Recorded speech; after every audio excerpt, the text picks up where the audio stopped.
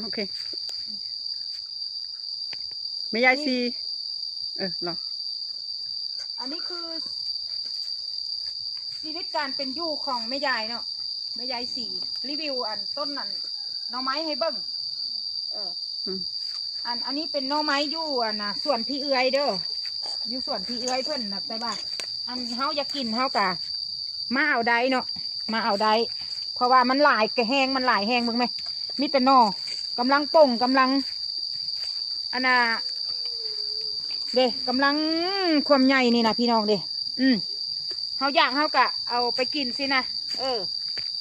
แบบว่าคืออยากแกงเลยกะแล่นมาสินะมันเกิดได้ทุกฤดูได้นี่นะนอทุกฤดูเลยได้นี่นะจนนอฤดูแบบว่าบ่แม่นว่าฤดูมีแต่ฤดูย่ำฝนได้มันมีตลอดเลยค่ะนะอันนี้มันจะมีตลอดเลยเนาะตัวนี้นะผู้นางก็ไปไล่ซ้ำสิกินชีวิตจริงของแม่ยายสี่ก็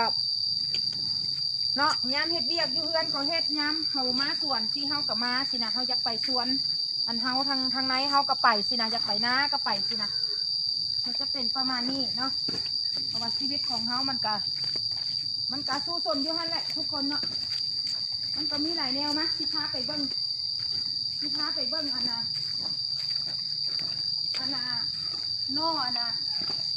นอบ้งหวานเนาะนอบ้งหวานมันก็มีหลาย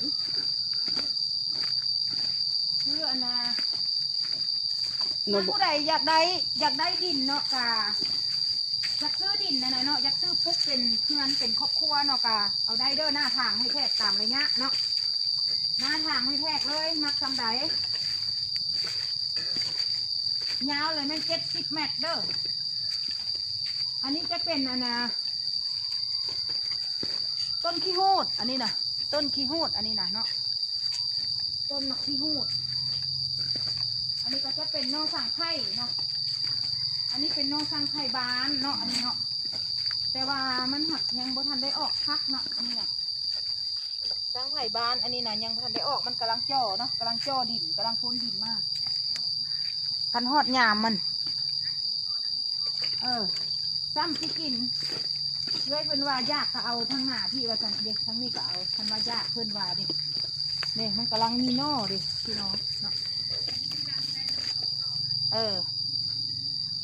เนี่ย